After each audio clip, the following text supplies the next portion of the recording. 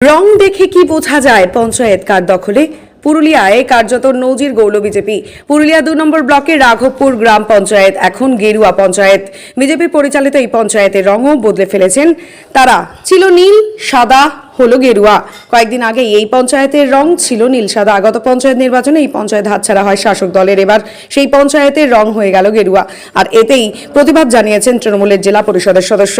একেবারে লিখিত অভিযোগ বিডিওকে। যদিও পঞ্চায়েতের রং নিয়ে কোনো গাইডলাইন নেই, তবে এ রাজ্যে এমন গেরুয়া পঞ্চায়েত আর আছে কিনা তা জানা নেই আমাদের।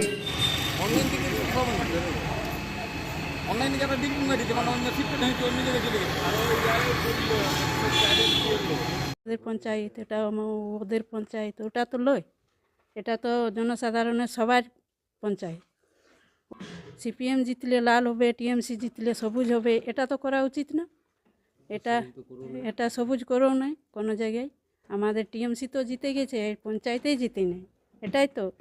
এই জন্য পঞ্চায়েতটা তো হ্যাঁ জনসাধারণ, ওটা তো সবার জন্যে।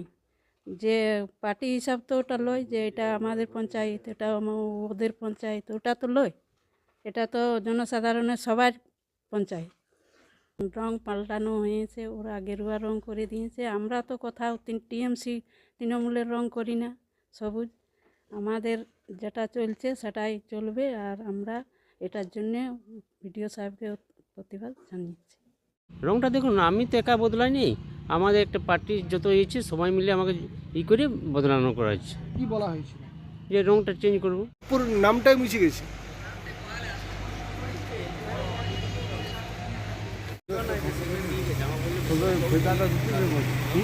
সবে বেদান্ত থাকবে